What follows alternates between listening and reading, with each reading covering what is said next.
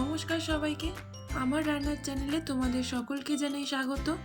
আজকের রেসিপি ভালো লাগলে চ্যানেলটা প্লিজ সাবস্ক্রাইব করে দিও, পাশে থাকা বেল আইকনটা প্রেস করে দিও, যাতে আমি যখন ভিডিও দেব খুব সহজেই তোমাদের কাছে ভিডিওটা পৌঁছে যায়।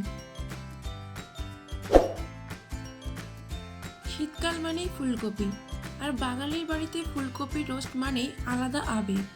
ভিডিওতে শেয়ার করেছি ছোট্ট ট্রিক, যার জন্য ফুলকপির রোস্ট হবে পারফেক্ট। চলো শুরু করা যাক একদম ঘরোয়া স্টাইলে কিভাবে বানানো যায় সুস্বাদু ফুলকপির রোস্ট। ভিডিওটা শেষ পর্যন্ত দেখলে রোস্ট হবে একদম পারফেক্ট। ফুলকপির রোস্ট বানাতে লাগবে একটা মাঝারি সাইজের ফুলকপি, আদা বাটা, কাজু বাদাম, চালমগজ বাটা, কাঁচা লঙ্কা, হলুদ গুঁড়ো, দুধ, দারচিনি, এলাচ, শুকনো লঙ্কা। এবার কড়াইতে ফুলকপি ভাজার জন্য দিয়ে দেব পরিমাণ মতো সর্ষের তেল, সামান্য হলুদ। তেল গরম হয়ে গেলে তার মধ্যে দিয়ে দেব ধুয়ে রাখা ফুলকপি। ফুলকপিগুলো খুব হালকা করে ভেজে নেব। খেয়াল রাখবে ফুলকপি যেন বেশি শক্ত না হয়ে যায়। ওই তেলের মধ্যে আবারও পরিমাণ মতো তেল দিয়ে দেব। তারপর দেব শুকনো লঙ্কা, দারচিনি,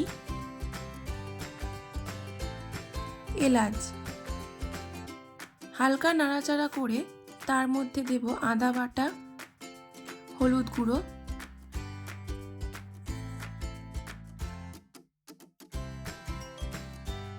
চালমগজ ও কাজু বাদাম বাটা, দুধ। সব কিছু দিয়ে মশলা থেকে তেল ছাড়া পর্যন্ত ভালো করে কষিয়ে নেব।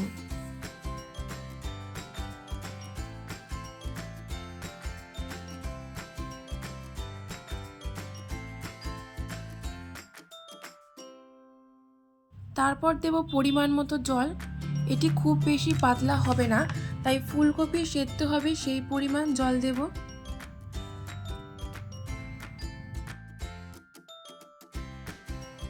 ফুটে উঠলে দিয়ে দেব ভেজে রাখা ফুলকপি,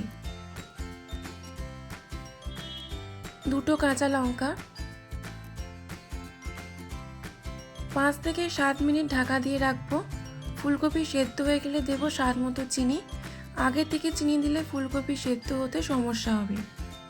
নামানোর আগে অল্প ঘি আর সামান্য গরম মশলা দিয়ে হালকা নাড়াচাড়া করলেই ফুলকপির রোস্ট একদম রেডি।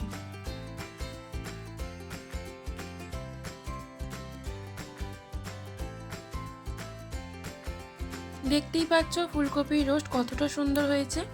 গরম ভাত, লুচি, রুটি, পরোটার সাথে এই রোস্ট ভীষণ ভালো লাগে।